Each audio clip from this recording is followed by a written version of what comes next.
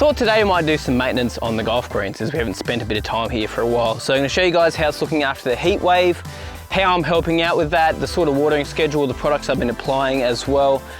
Going to give it some fertiliser as well, leading into Christmas, so it looks good when people are over here, and just do some general maintenance on the area just to make it shine again and start looking schmick for the upcoming season. Yo mate, what up? Welcome to another lawn tip vid.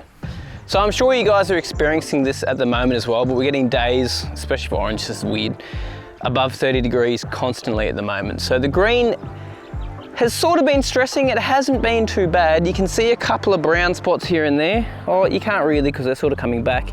But there's a few areas here and there that just have gone a little bit off colour due to the heat stress and also the wind. It has been super windy at the moment.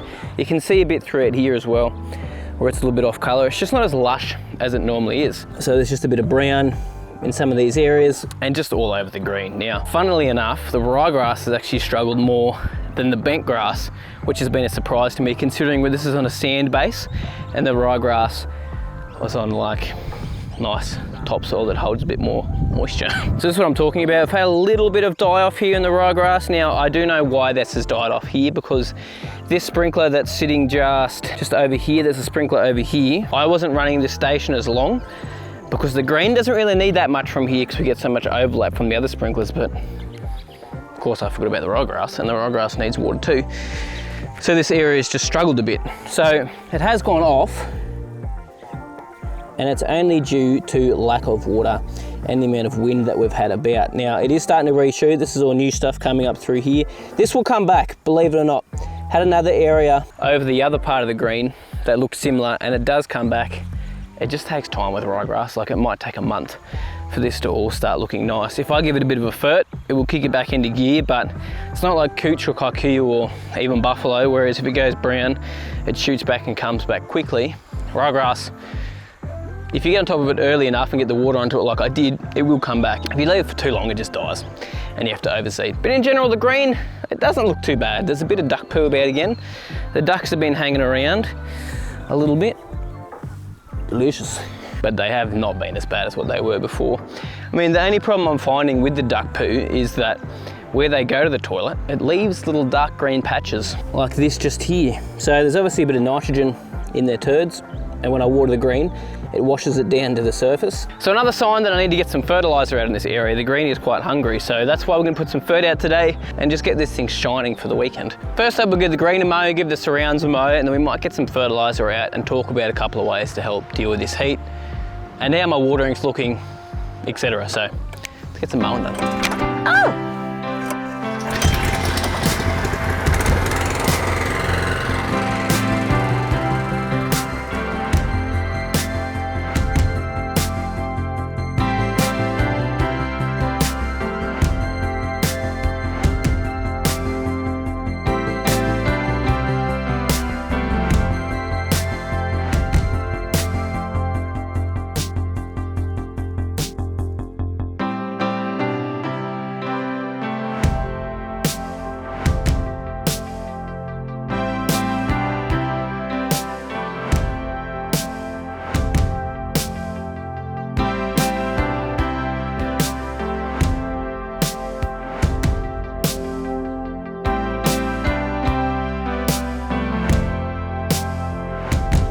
So after mowing this whole area, I got hardly anything off, and I haven't mowed in a couple of days, so it really needs a feed. I haven't given it a granular fert for, it would be 3, possibly 4 months now, so it is hungry. The ryegrass is hungry too. The thing is, ryegrass, if you guys have ryegrass, you will know this, quite a hungry grass. It needs fertiliser a little more often than other grass types. So the ryegrass is just looking, it's just looking stalky and nasty. It's nothing to do with the dry weather, it just looks hungry as. And so does the green.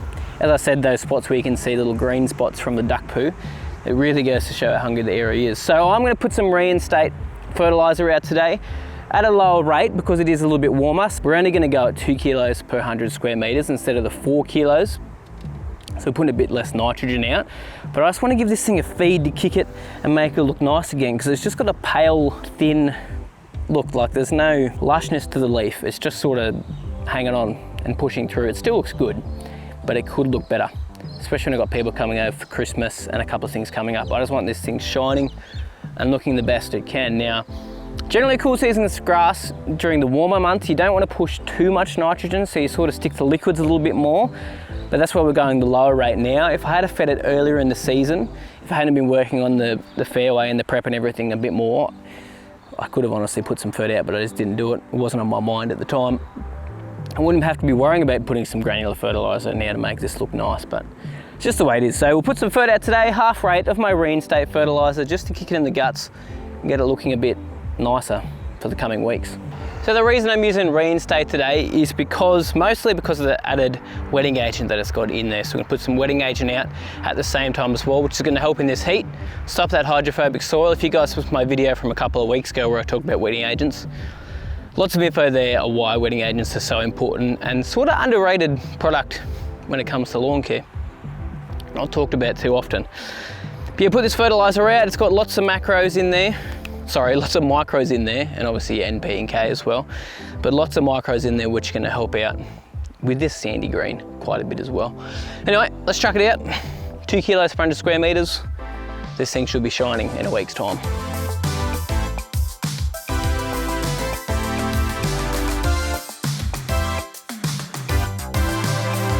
So as always, when you're putting fertiliser out, make sure the leaf is not wet because you can get potential burn. On a hot day like this, make sure you water in straight away. I'm gonna give it about 30 minutes per head out here on the green, so we're gonna get sufficient water or irrigation. We'll get about 7 or 8 mil with that much with these heads. Oh, probably more like 10 or 11 mil to be honest, quite a bit more. So run that now, water this in. Luckily the wind's died down, so it's not gonna push my sprinklers about. That can be a big problem. That's why I do recommend fertilising late afternoon, early morning, mostly because of the wind. But again, if you're doing it early morning, there could be moisture about. So late afternoon is generally the go, and there's not too much heat about. Today is not as hot as it has been. We're reaching a top of 30 and it's only sitting about 24 at the moment. So it's a lot nicer today. So while we're waiting for that to water in, it's been, how many days since we put the turf down now? Last Wednesday.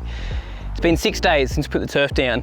Starting to green up now, even the dodgy areas, I'll show you guys in a second, and it's starting to root down as well. So today I just want to get a little roll on it.